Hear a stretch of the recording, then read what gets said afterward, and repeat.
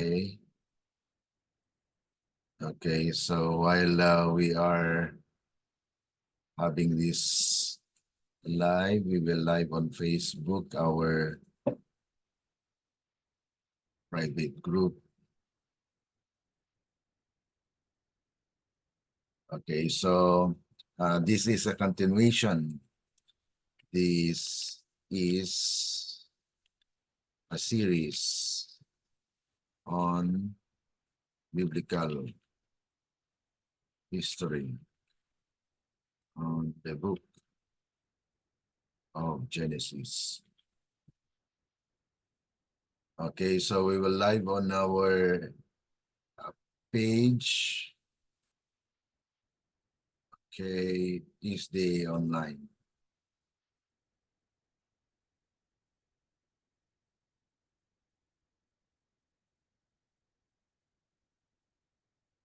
Okay, so good morning and welcome to everyone. Those who are watching us on our FB Live and also YouTube, would like to welcome you, and we are happy to announce that we will continue on with our series. And we are so glad that God has given us this opportunity and privilege to learn para po at we have the foundation on the historical background of how things are happening in the Old Testament. So dito po tayo ngayon sa chapter 22 ng Genesis. So, okay, bago po tayo magpatuloy, we have a prayer thought. Okay, for those who are following us on FB, we are glad to welcome you. Okay, and also for those who are following on YouTube. And we are happy to announce once again for past 2 weeks ay hindi po tayo nagkaroon ng ating studies because we have also the international program na inatinan po. Okay, so this is according po dito sa Testimonies for a Church, Volume 3, 369, paragraph 1. Okay? Umpisa po tayo sa page 348, paragraph 2. This act of faith in Abraham is recorded for our behalf or for our benefit. It teaches us the great lesson of confidence in the requirements of God, however close and cutting they may be. And it teaches children perfect submission to their parents and to God. By Abraham's obedience, we are taught that nothing is too precious for us to give to God. Isaac was a figure of the Son of God, who was offered a sacrifice for the sins of the world. God would impress upon Abraham the gospel of salvation to men. In order to do this and make the truth a reality to him, as well as to test his faith, he required him to slay his darling Isaac. All the sorrow and agony that Abraham endured through the dark and fearful trial were for the purpose of deeply impressing upon his understanding the plan of redemption for fallen men. He was made to understand in his own experience how unutterable was the self-denial of the infinite God in giving his own son to die to rescue men from utter ruin. To Abraham, no mental torture could be equal to that which he endured in obeying the divine command to sacrifice his son. Wow, napakaganda itong ating prayer thought, mga kapatid, na kung saan ay ito po ay naglalarawan na ang willingness, yung pagsunod ni Abraham kung ano ang nais ng Panginoon, ay nandoon po yung mahirap na mag-alay na yung sariling anak, na yun pala po mga kapatid ay isang pagsalarawan kung paano ang pagmamahal ng ating Panginoon na nag-alay ng kanyang bugtong na anak na sa pamamagitan ni Kristo, na God-man, mga kapatid, na nagkatawang tao. Alam natin sa John chapter 1 verse 1 that in the beginning was the Word, and the Word was with God, and the Word was God. And that Word dwell in human flesh. At nandito po ngayon ay may pag-asa tayo na may kaligtasan. Dito po ay nakita natin ang buhay ni Abraham na siya ay willing na i-offer po ang kanyang anak. Ngunit napakahirap po yun na gawin. Ngunit ganun pa man ay nangyari po na ating matunghayan sa umagang ito. At patuloy po tayong mananampalataya ng Panginoon pong magbigay sa atin ng karunungan upang atin pong maunawaan ang pakay ng Diyos sa pamagitan nitong pag-alay ni Abraham ng kanyang sariling anak. Tayo po ay manalangin. Dakila at mabagin po naming Ama na nasa langit, kami po ay lubos na napapasalamat. Kami ngayon ay nagpapatuloy sa pag-aaral po ng biblical history na naisulat po sa aklat ng Genesis. Naway patuloy po ng inyong banal na espiritu ang siyang aming gabay sa aming patuloy na pagtingin at pagpanumbalik po sa mga nakaraan na kasaysayan, especially dito po sa buhay ni Abraham, na kung saan siya ay willing to offer his son Isaac. Kaya nga po tulungan kami na amin maunawaan na ito ay nagsalarawan din po ng inyong dakilang pagmamahal sa sangkatauhan, na inyong inalay ang inyong bugtong na anak upang kami ay magkaroon din po ng buhay na walang hanggan. Salamat, Panginoon, na kayo po ay mangusap sa bawat puso na sa umagang ito ay amin pong pag-aralan ang pananampalataya ni Abraham. Salamat at amin pong tanggapin ang pagpapala ninyo sa pangalan ng aming Panginoong Yesus. Amen. Okay. Now, dito po tayo sa chapter 22 verses 1 and 2. Maaaring buksan natin ang ating Bible kung basahin po natin ang verses 1 and 2. Okay? Pagkatapos ng mga bagay na ito, sinubok ng Diyos si Abraham at sinabi sa kanya, Abraham, at sinabi niya, narito ako. At kanyang sinabi, kunin mo ngayon ang iyong anak, ang iyong kaisa-isang anak na si Isaac, na inyong minamahal at pumunta ka sa lupain ng Moria.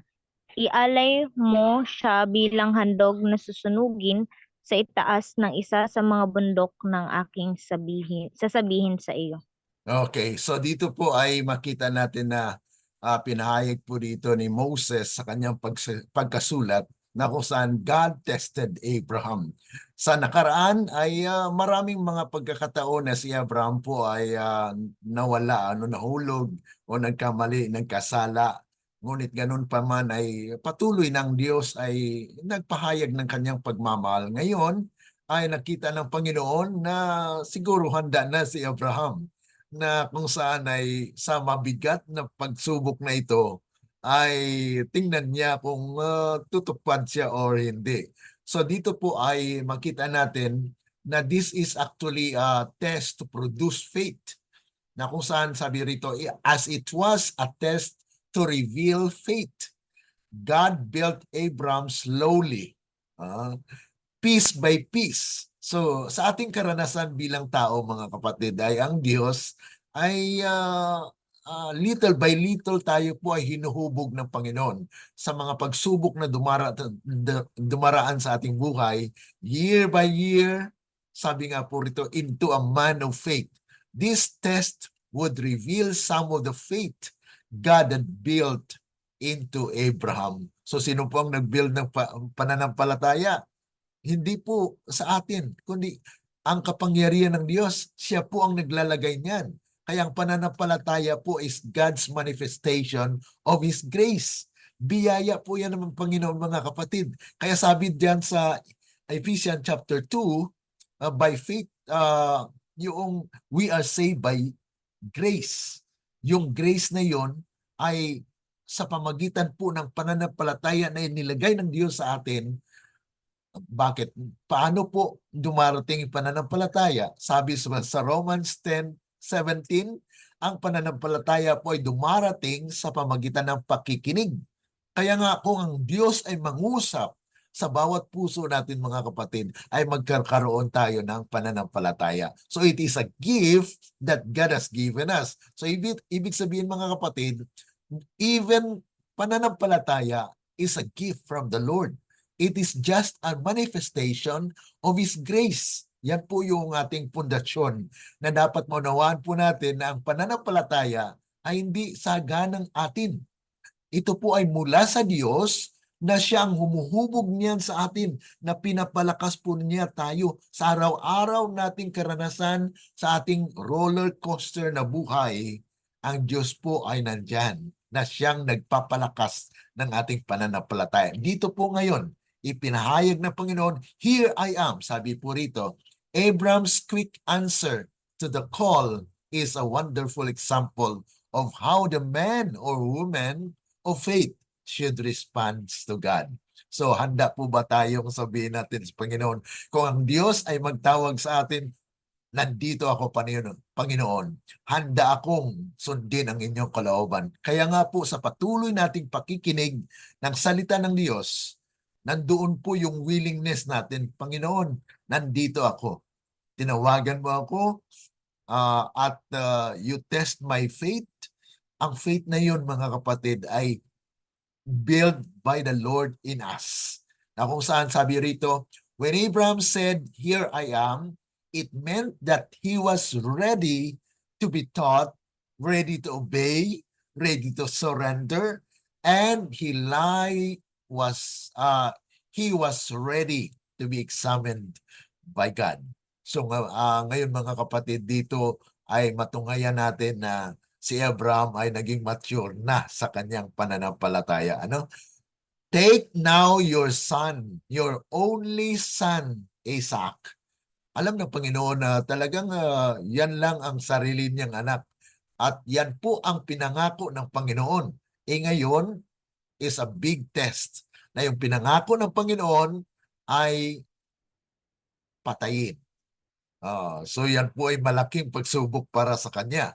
Pero sabi po rito sa ating pag-aralan ay ang pag-asa na magkaroon ng great nation ay para bagang sa isipan siguro ni Abraham ay paano ito, pero ang Diyos pa rin ang nagpangako nito. Kaya God called Isaac your only son. So talagang alam ng Panginoon ay yan ang nag-iisang anak niya na magmamana ng pangako. When in fact, Abraham had another son. No? So Ismael. Since Ismael was put away from Abraham's family, atin pong may maalala na talagang pinalayas po, pinalis po sila dahil sa contention na nangyari po kay Sarah at sa pamilyang ito, kay Ismael at saka Hagar. So as far as God's covenant was concerned, Abraham had only one son. So that is an acknowledgement from the Lord na kung saan ay ang Panginoon po ay kinikilala niya na mayroon lamang nag-iisang anak, si Abraham, ayon doon sa pangako niya na ipinagkaloob niya sa kay Abraham. Kaya dito ay mapapansin po natin na sinusubok ng Diyos si Abraham at kinilala ni Abraham na nandito siya, handa siya na subukin ng ating Panginoon. Kaya handa siya sa pag-obey, handa siya sa pagganap kung anong kalooban ng Panginoon, at yun na nga po ngayon, na yung sa sarili niyang anak ay kanyang ihahandog. Okay, tingnan po natin sa patuloy na kung saan ay alam ng Panginoon na si Abraham ay mahal niya itong si Isaac. So counting from Genesis 1:1, this is the first mention of love in the Bible. Sa kasaysayan po ng Biblia, ay dito po kauna-unahang binanggit yung love, yung pagmamahal. Okay? Kaya tandaan po natin na kung saan ay sinabi po rin, your only son Isaac, whom you love. So, sa natala po sa biblical history, ito po yung kauna-unahang pagbanggit po ng pagmamahal or love. Mula sa Genesis 1 hanggang po sa Genesis 21 ay walang nabanggit po na love. Dito lang po sa chapter 22. So yan po yung mga matutunan natin sa biblical history. So the first mention comes in the context of love between father and son, connected with the idea of the sacrificial offering of the son. Kaya nga po dito ay pag-offer na ito po ay susunugin. Ngunit bago po susunugin yung offering na yon, ay papatayin. So God told Abraham to offer him as a burnt offering. This was not an offering that was burned alive, but one with a life first taken by sacrifice. Kaya yun po ay napakasaklap, na sarili niyang anak ay kanyang papatayin. Ngunit ganun pa man ay completely Abraham submitted to the will of God. Kaya nga po offer, sabi nga ng Panginoon, offer him there as a burnt offering. This test was difficult in yet another aspect because it seemed to contradict the previous promise of God. Ano bang promise ng Panginoon? Isaac po ay maging daluyan na maging great nation. Ito po ay malaking pagsubok para kay Abraham. Ngunit ganun pa man ay God had already promised in Isaac, your seed shall be called a great nation. So it seemed strange and contradictory to kill the son who was promised to carry on the covenant of God. So parang pan po siya, contradicting. Pero it is a test of faith na kung saan ay dito po ay sinubukan si Abraham. At dito nakita natin na Abraham was ready to obey God. So to the land of Moriah on one of the mountains of which I shall tell you.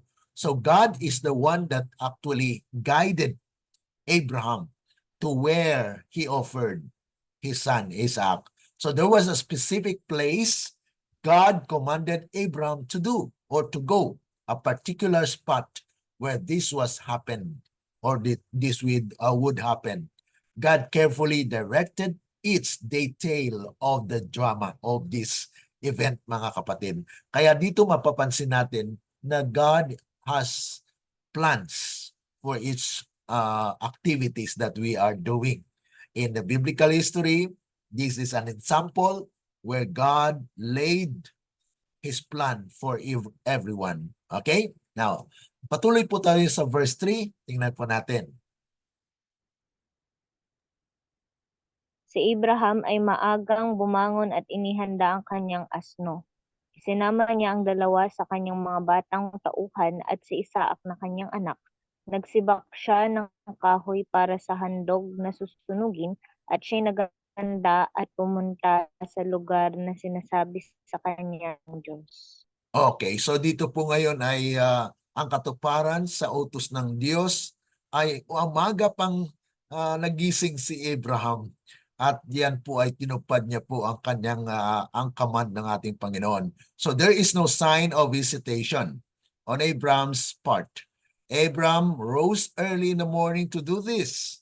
Kaya nga po kung willing tayo na gawin ang kalooban ng Panginoon ay talagang maagap tayo, So it must have been a sleepless night for Abraham. Sino ba ng mga makatulog niyan na ay pagkaumaga ay tutuparin mo yung utos ng Panginoon na dalhin mo yung anak mo to offer in the land or in the mountain where God leads. So saddled his donkey, This praise suggests that Abraham did this work personally. So siya mismo talaga, mga kapatid, ang gumawa nito. Na siya po ang naghanda ng mga bagay na ihalat o i-offer sa Panginoon. Nagsibak na po siya ng kahoy para dalhin. At yun po ang dinala nga po paglalakbay nila papunta sa Mount Moriah. So, sabi rito, though he had plenty of servants. Alam natin mayaman si Abraham, pero siya mismo po talaga ang gumawa nito. So, sa ating paghandog po sa Panginoon, it is our personal responsibility. So, yan po yung mga leksyon nating matutunan po rito. Though he had plenty of servants to do this for him, Abraham did it himself, even in his old age. Perhaps this was because he was filled with nervous energy. Talagang kuha na siya, no? Alam natin matanda na po si Abraham dito. Went to the place of which God had told him. In wonderful trusting obedience, Abraham went right to the spot where God had told him. So kung saan po yung sinabi ng Panginoon na pupunta, doon po siya pupunta. At dala-dala niya po ang kanyang anak na i-offer sa Panginoon. Kaya ito po yung agarang tugon ni Abraham sa utos ng ating Panginoon na umagang-umaga siya po ay naghanda para po maglakbay at dalhin po yung handog para po sa Panginoon. At personal po ito na gawain. So, kaya nga po ginanap niya ang kalooban ng Panginoon. Okay, patuloy po tayo sa verses 4 to 8. Nang ikatlong araw ay tumingin si Abraham at kanyang natanaw ang lugar na iyon sa malayo. Sinabi ni Abraham sa kanyang mga batang tauhan, maghintay kayo rito at ng asno at ako at ang bata ay pupunta roon upang kami ay sumamba. Babalikan namin kayo. At kinuha ni Abraham ang kahoy ng handog na susunugin at ipinasan kay Isaac na kanyang anak. Dinala niya sa kanyang kamay ang apoy at ang patalim at sila'y umalis na magkasama. Nagsalita si Isaac kay Abraham na kanyang ama, ama ko, at kanyang sinabi, narito ako anak. Sinabi niya, narito ang apoy at ang kahoy, ngunit nasaan ang korderong handog na susunugin? Kaya't sinabi ni Abraham, anak ko, ang Diyos ang magkakaloob ng korderong handog na susunugin at sila'y umalis na magkasama. Wow, so dito po ay makikita natin na hindi lang po pala silang dalawa ang naglakbay, no? May kasama po sila for 3 days ay natanaw niya na yung bundok. At kaya nga po yung mga kanyang utusan ay pinaiwan niya. Okay? Habang itong si Isaac at saka si Abraham ay patuloy na maglakbay patungo doon sa bundok ng Moriah na kung saan kanilang natatanaw na malapit na. Kaya nga po ay this is on the 3rd day, sa pangatlong araw ng kanilang paglalakbay. Ibig sabihin mga kapatid, kung 3 araw po yung paglalakbay mo, malayo na po yun. So ito po ay talagang isang utos ng Panginoon na mayroong pong sakripisyo na kung saan ay gagampanan. Kaya Abraham came to the place on the 3rd day. The region of Moriah is associated with Mount Moriah, which is a modern day Jerusalem. Ayan. So, yan po ang dahil sila po ay naninirahan doon sa Canaan. Okay? Ngayon ay papunta po sila doon sa Mount Moriah, which is now in Jerusalem. Yan po yung mapag-aralan natin sa biblical history. I will go yonder and worship. This is the first used of the word worship in reference to God in the Bible. So mapapansin natin mga kapatid na yung love, worship was mentioned in verse 22. First in biblical history. Okay? So yan po yung matandaan natin dito na sa pagkuan po ay talagang may connection po dito sa pagsamba sa ating Panginoon. Dahil kung wala po tayong pagmamahal sa Diyos, ay wala pong worship na magaganap. Ano? Kaya nga po ay dito, in relation to God of the Bible, love exists when we worship God. So the Hebrew word shakak simply means to bow down. Ito po yung pagpakumbaba ng ating ni Abraham doon sa Panginoon. While Abraham and Isaac did not go to the mount to have a time of joyous praise. They did go to bow down to God or to the Lord. So, hindi lamang po sila talagang nagpunta doon para sa kasiyahan, kundi they are coming to the Lord to bow down. Ang pag-bow down po, mga kapatid, kung ano ang kalooban ng Panginoon. Kaya nga, mapapansin natin na dito, mga kapatid, na napansin ni Isaac na nandito na yung kahoy, nandito na yung apoy, pero saan yung handog? Oh. So, and we came and we will come back to you. Ito po yung sabi ni Abraham doon sa mga kasama niya. Abraham was full of faith when he spoke to the young men who were with him. He believed that both he and Isaac would return. So, nandito po ang manifestation ng pananampalataya ni Abraham na okay, dito lang kayo, babalik kami. Ibig sabihin, mayroon po siyang pananampalataya na babalik sila kasama niya po ang kanyang anak. Kaya ito po yung isa sa napakagandang pananampalataya ni Abraham na sinabi ng Panginoon, i-offer mo yung anak mo. Pero dito ay na-establish na po yung pananampalataya ni Abraham. Kaya tinawag po siya na father of faith. Okay? So Abraham took the wood and burnt offering and laid it on Isaac, his son. Isaac received the wood for his own sacrifice from his father, and he carried it to the hill of sacrifice. Kaya nga po ito ay naganap na si Abraham ay willing to offer his only begotten son. Ito naglalarawan sa ginawa din ng ating Diyos Ama, no? Na kung saan siya po ay willing and he actually offered his son before the foundation of the world. Ayon po sa Revelation chapter 13 verse 8 that God has actually a plan of saving men from the foundation of the world. Ibig sabihin, there was a lamb that was slain and it actually pointed to Jesus Christ, His only begotten Son. So sa umpisa pa lang, mga kapatid, ang Diyos nag-establish na po ng plano for the salvation of men. Ngayon ay gusto mo ng Diyos na maranasan ni Abraham. At pinapakita po dito ang larawan kung papaano ang sakripisyo ng Diyos para sa sangkatauhan na kung saan ay inalay niya ang kanyang bugtong anak.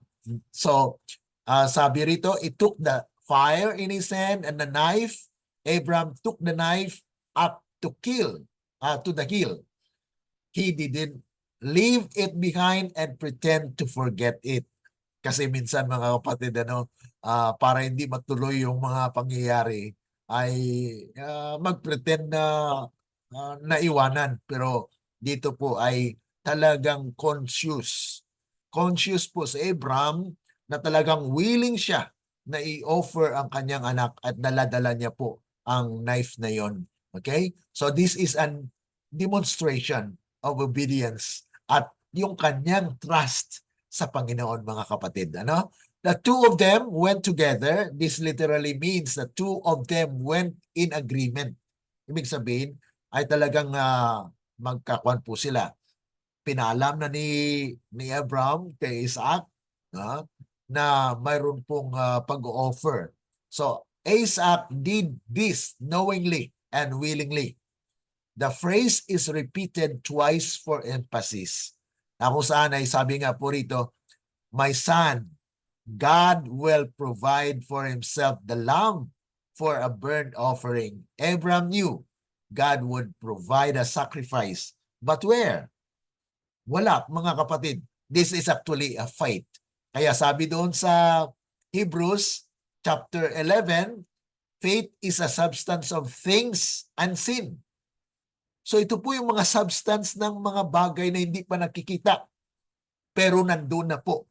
Ibig sabihin ay inaring ganap na mangyayari ayon sa pananampalataya at isipan po ni Abraham.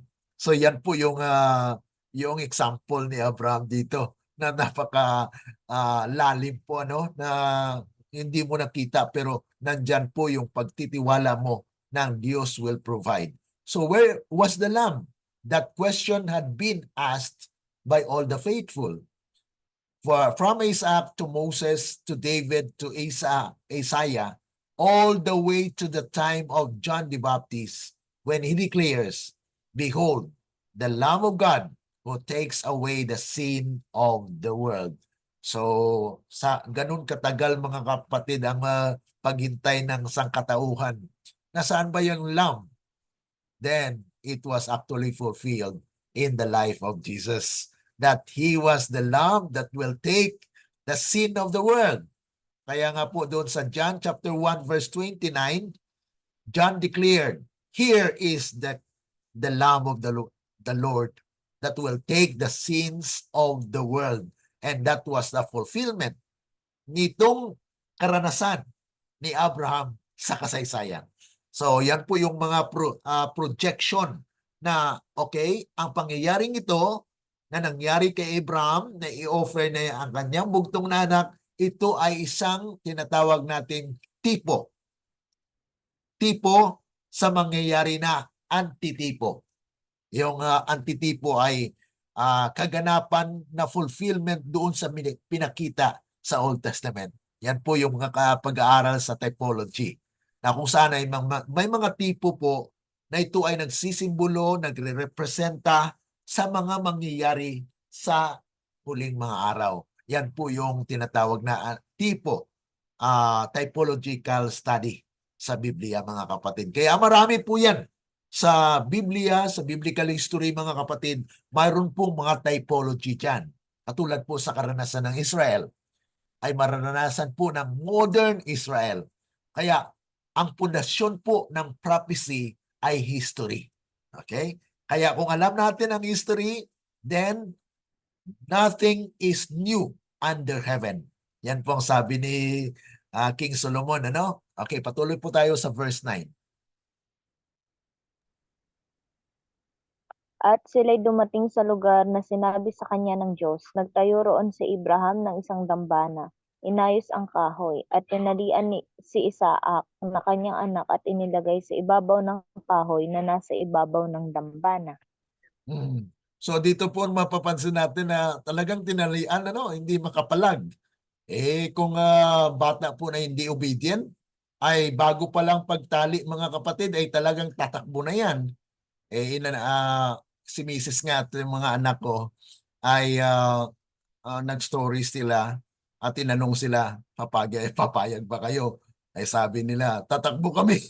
So ibig sabihin ay talagang takot na mamatay sila kasi pero dito po mapapansin natin si Isaac ay talagang obedient din, ano? Kaya nung dumating sila sa Mount Moriah ay talagang nandun na yung willingness ni Abraham na nandyan na sa kasukdulan ng pangyayari na wala namang lamb na nandoon. Pero ang ginawa lang po ni Abraham ay talagang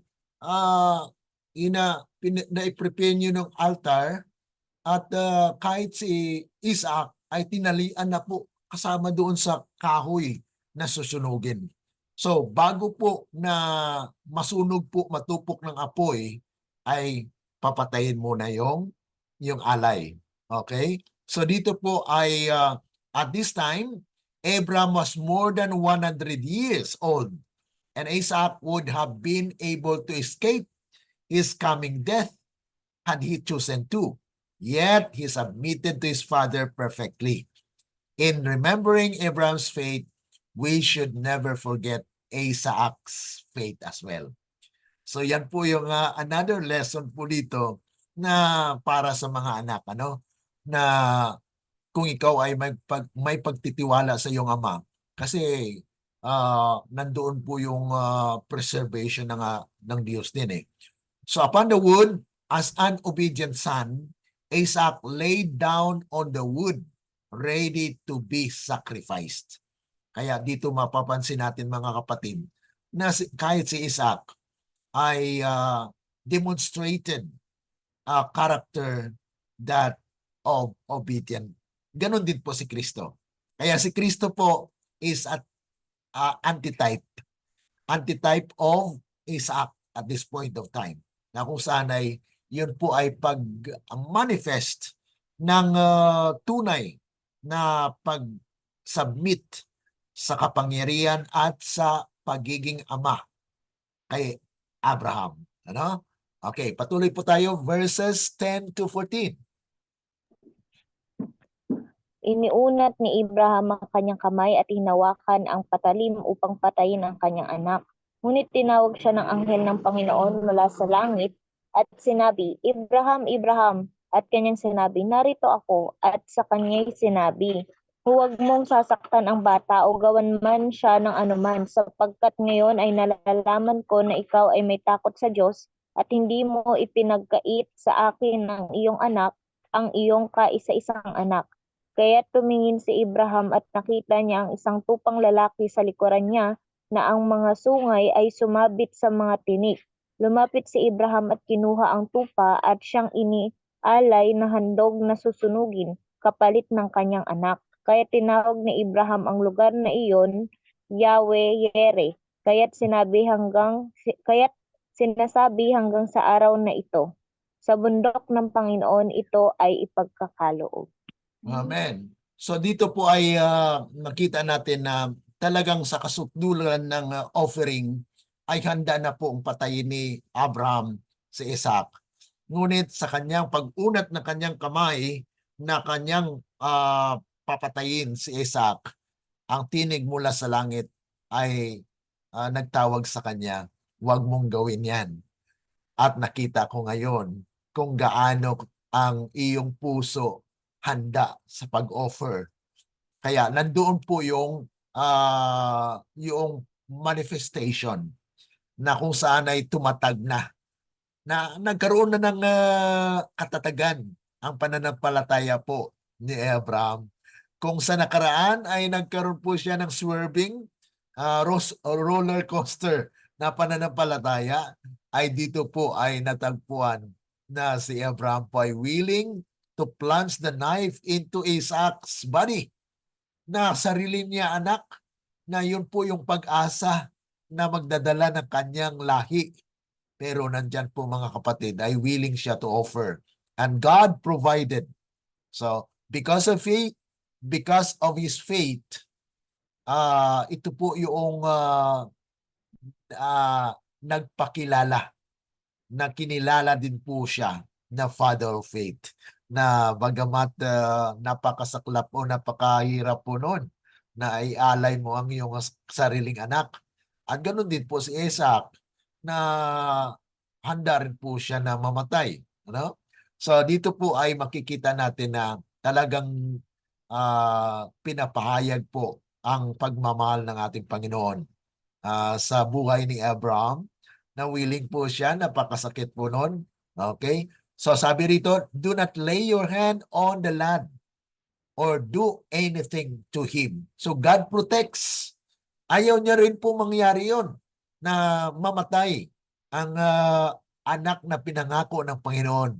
So with this, God emphatically showed Abraham that he was not like the pagan gods worshipped by the Canaanites and others gods that were said to demand human life. Kasi during that time, sa Kanaan mga kapatid, yun po yung nangyayari, na yung pagan gods, they offer actually the sacrifice.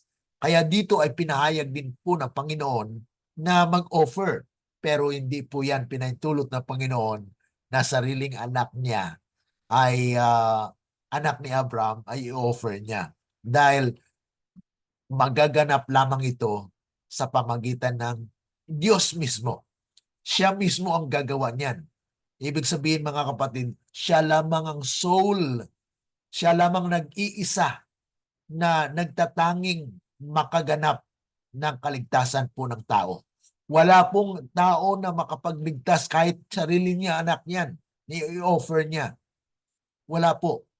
Kaya dito po ay God is demonstrating something na He is the source of redemption. Siya po ang pinanggalingan ng ating kaligtasan. So, sabi nga po rin, God strongly and clearly demonstrated that He did not want human sacrifice.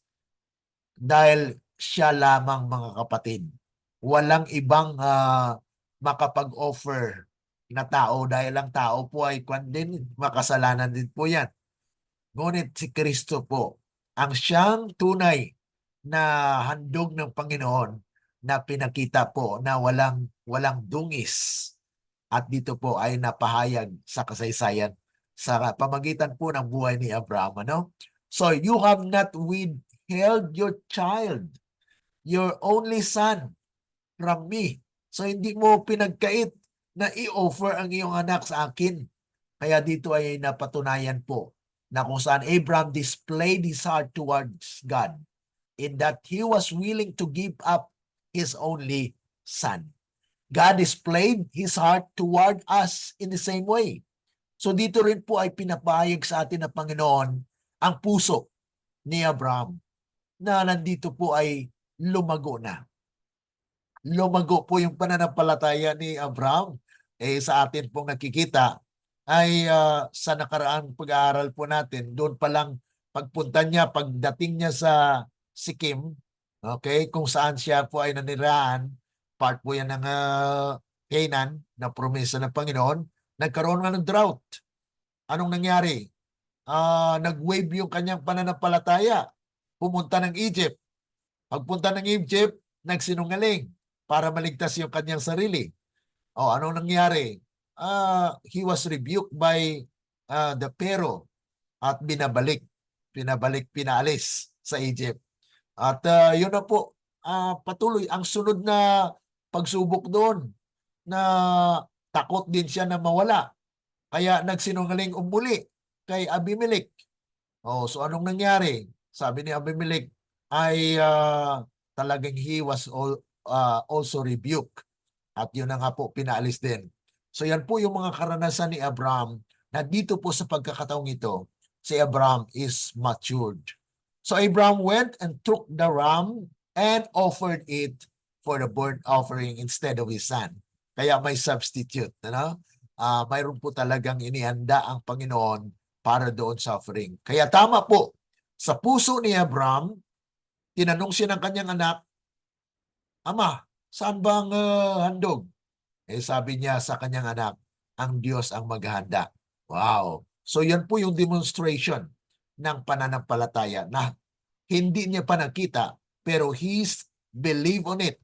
And even Isaac, naniwala din siya. Kasi handa siya mag-offer ng kanyang sarili. Okay. So instead, he required that there be a substitute provided by God Himself. So ang Diyos mismo ang mag-provide niyan mga kapatid. So Abraham called the name of that place. Ito na po yung Jehovah Jireh. Okay? Na kung saan ay God provides. Yan po yung Jehovah Jireh. Na God provides, the Lord will provide that even though wala siyang nakikita, but yet there is a belief na mangyayari po at naganap nga po na yung mountain na yon, doon po na tinawag ng Panginoon si Abraham na man of faith. Okay? So patuloy po tayo sa 15 to 19. Malapit na po tayo. Mula sa langit ay muling tinawag ng anghel ng Panginoon si Abraham at sinabi niya, Sumumpa ako sa aking sarili, wika ng Panginoon, sapagkat ginawa mo ito at hindi mo ipinagkait sa akin ng iyong anak, ang iyong kaisa-isang anak, tunay na pagpapalain kita at pararamihin ko ang iyong binhi na gaya ng mga bituin sa langit at mga buhangin sa baybayin ng dagat at makakamit ng iyong binhi ang pintuang bayan ng kanyang mga kaaway at sa pamamagitan ng iyong binhi ay pagpapalain ang lahat ng bansa sa lupa sapagkat sinunod mo ang aking tinig. Kaya't bumalik si Abraham sa kanyang mga batang tauhan at sila'y tumayo at sama-samang nagtungo sa Beersheba at nanirahan si Abraham. Okay. So yun po mga kapatid ay talagang tumpak yung kanyang sinabi na iwanan kayo dito, babalik kami. So ibig sabihin ay natupad at naganap nga po ang sinabi ni Abraham na kung saan ay babalik sila. Kaya after po nito ay nung naganap yung pag-offer ay ang anghel ng Panginoon at kinikilala po na it was actually Jesus. Jesus declares that na kung saan itong pagsunod ni Abraham sa utos ng Panginoon ay isang kaganapan na lalong maiganap at lalong na-establish ang covenant ng Panginoon, mga kapatid, na sabi nga po rito, Jesus the Messiah, God the Son, was uniquely present at this remarkable event. Yun po yung mapapansin natin na kung saan itong mensahe na it was sworn, talagang nagsumpa. Ibig sabihin, ito po ay ang Diyos lamang ang makagawa niyan, mga kapatid. Sa atin po ay hindi po dahil ang tao po ay nakalimot o nagkakalimot. Kaya kung ikaw magsumpa-sumpa, ay baka makalimot ka. Pero ang Panginoon, mga kapatid, ay hindi nakakalimot. Kaya it is actually God who sworn that it was a fulfillment na confirmation ng kanyang promesa sa Abraham. So, you have done these things and have not withheld your son. Kaya nga po, for the third time, ulit-ulit po, pag inulit po yung isang bagay po rito, it is important. God refers to Isaac as Abraham's only son na maging daluyan po ng pagpapala sa buong nasyon, sa lupa, mga kapatid. At ngayon ay hindi pa po lubusang naganap ito. Dahil noong si Isaac po ay siya po ba ay naging pagpapala sa buong lupa? Yan po yung ating katanungan. Kaya this is the foundation which there is still a progressing fulfillment on this. Dahil ang kanyang lahi, ang sabi doon, no? Ang kanyang lahi po yung katuparan. So blessing, I will bless you. Abraham knew the blessing that comes to those who trust God's promises. And trust is it so completely that they will take action on the belief. Trusting in God's power to raise His only son from the dead. Yan po yung paniniwala ni Abraham, na kahit patayin niya yung kanyang anak, God has ability to raise up. Pero mga kapatid, ay Abraham received such blessings na nakita niya po ang kapangyarihan ng Panginoon na God provides. And then, anong sabi ng Panginoon? I will multiply your descendants. At sinabi nga po yung karami ng stars and sons of the earth. So yan po yung mga kapatid, yung bunga at resulta po ng pananampalataya ni Abraham na kung saan sabi rito, therefore God repeated and emphasized the promise after Abraham's remarkable obedience. Kaya dito ay kung tayo po ay nasubukan ng ating Panginoon, God will really confirm His promises to us as well. Kaya mga kapatid, kung tayo po tatayo sa prinsipyo at nasubukan tayo, then God will confirm, wow, you are now mature in your faith, na you will be declared as well na I have promised something to you, and now I seen your submission, your loyalty to me. So I will confirm that the promises that I've given you, ang mga promesa, ang mga pag-asa na iyong sinasampalatayanan ay mangyari. Oh. At sabi nga po rito, as the stars of heaven and the suns which on earth on the seashore. According to sa mga scholars, mga kapatid, by rough calculation, the number of the stars in the sky and grains of the sun on the seashore are the same, 10 to 25th power. Wow. So yan po ang karami ng mga lahi ni Abraham in these last days. Kaya in your seed, all the nations of the earth shall be blessed. Kaya hindi po yan nangyari sa kay Isaac, kundi mangyayari po sa kanyang seed, ang kanyang binhi na kung saan itatanim po yan ng Panginoon sa lupa. And that will be during the time when the 144,000 will be the seed that will actually flourish and will grow. Yan din po ang Daniel chapter 2. Na yung stone na yon ay sa maliit po, was cut out, was actually quarry in the mountain. Okay? And then God will bless that 144,000 and will grow and will gather the great multitude which no man could number.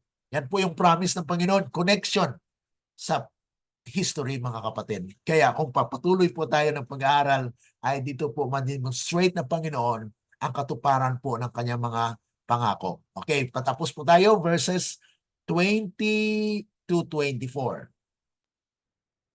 Pagkatapos ng mga bagay na ito, ibinalita kay Abraham, si Milka ay nagkaroon din ng mga anak kay Nahor na iyong kapatid. Si Uz ang kanyang panganay, si Bus na kanyang kapatid, at si Kemuel na ama ni Aram, si Shesed, Hazo, Pildas, Kidlaf, at si Betuel. Si Betuel ay naging ama ni Rebeka. Ang 8 ito ay naging anak ni Milka kay Nahor na kapatid ni Abraham. Gayon din ipinanganak ng kanyang asawang lingkod na si Reuma, sina Teba, Gaham, Taas at Maaka. Okay. So dito mapapansin natin na nag-iba ang kwento, no? Dito po ang introduction for the next part of our study.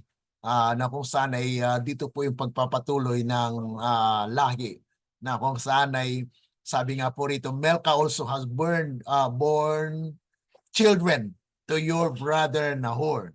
So dito nabaling ang atensyon kay Nahor, na kapatid ni Abraham, na kung saan ay meron pong mga pangyayari po dito na we can learn as well as God's people are traveling, na may pangako po ang Panginoon kay Abraham, at mayroon pong kasama na kung saan ay dito mapapansin natin na pinanganak si Rebecca. Yung Rebecca ay tingnan po natin sa kasaysayan kung sino po ang maging asawa ni Isaac. Dahil dito po sa ating pag-aaral ay included po yan sa mga panukala ng Panginoon kung paano po na ang bayan ng Panginoon ng kanyang mga pangako na inilatag kay Isaac, na siya po yung anak ni Abraham, na ang pangako ay may katuparan.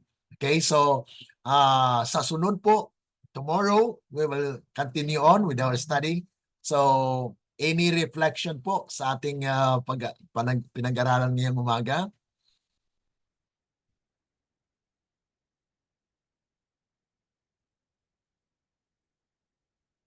Reflection or reaction po sa ating napag-aralan. So ito po ay pagpapahayag lamang ng willingness of Abraham at ang katuparan po ng mga panukala ng Panginoon ay natupad po sa buhay ni Abraham, na siya po ay was declared the father of faith, na nakita po yung kanyang katapatan sa ating Panginoon, na willing na po siya, na nung tinawagan po siya ng Panginoon, okay, mag-alay ka sa akin.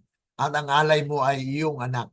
At siya po ay willing na umagang-umaga ay naggayak at naghanda para ihandog ang kanyang bugtong na anak na siyang naglalarawan din po ng ginawa ng ating Diyos Ama, na siya mismo actually ang nag-offer po ng kanyang bugtong na anak para po sa kaligtasan ng tao. Ngunit dito po ay pagpapahayag lamang kay Abraham na God will provide. Okay? Handa si Abraham. So, I have seen your loyalty and now I will declare and confirm that I will fulfill your promise. So, I will fulfill my promise to you. So, yan po yung confirmation na pagkatapos po na makalampas tayo sa mga pagsubok. Katulad po yan mga kapatid, kahit sa pag-aaral, susubukan po tayo. Katulad kay Sister Veronica, sinubukan ka na baka babagsak kayo sa grado mo sa pag-aaral, pero hindi naman, So yun, God actually makes ways na kung hindi po yun naganap, ay talagang magkaroon kayong guilt feelings, nang guilty ako, guilty ka. Marami po tayong mga karanasan na ganun, na we are guilty of what we have done. But yet the Lord demonstrate His grace and His love to us. Okay? So salamat po at kung mayroon po kayong mga karagdagan tanong sa ating pinag-aralan ngayong umaga doon sa ating mga taga-subaybay po sa ating FB Live at ganun din po sa YouTube, just comment. At if you have question, then you can just ask and we will try by God's grace to answer those questions. Okay? So salamat po at sa ating pong pagtatapos, tayo po ay maniklod sa ating pananalangin. Dakila at mabagin po naming Ama na nasa langit ka, kami po ay lubos na nagpapasalamat muli sa mga pagkakataon na inyong pinagkaloob sa amin at sa aming natutunan ngayong umaga, Panginoon, na in order for us to worship you in the true sense of worship, we need to have love. That alam namin, Panginoon, mayroon po kami na minamahal sa aming sarili, ngunit nais na ninyo na iwaksi po namin ito at ang pagmamahal na ito ay maituon lamang po sa inyo at pagsunod sa mga bagay na nais po ninyo maganap sa aming mga buhay. Kaya pagpalain po ang bawat isa sa aming mga kapatiran, mga kaibigan na sumusubaybay po, ay pagpalain po na magpapatuloy po kami ng aming pag-aaral because history is the foundation of the prophecy that we need to understand as well. Kaya nga po amin na napasimulan po itong biblical history, naway patuloy po kaming mag-grow sa aming pagkakilala po sa katotohanan at maging handa din po sa pagtanggap ng mga prophetic instructions and insight na amin pong pag-aralan sa ibang bahagi po ng aming pag-aaral. Salamat, Panginoon, sa inyong pagtugon at kung may mga bagay po na hindi namin nabanggit sa umagang ito, amin pong inasahan na ang inyong kalooban na siyang maganap, hindi po ang sa amin. Ito po ay aming dinadalangin at sinasampalatayanan na matanggap dahil lamang po sa matamis na pangalan ng aming Panginoong Yesus. Amen.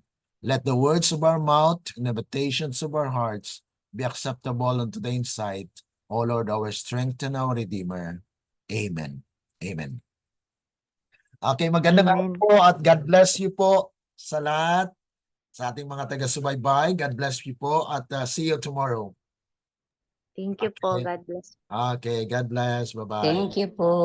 Okay, bye-bye po, Sister Sonia.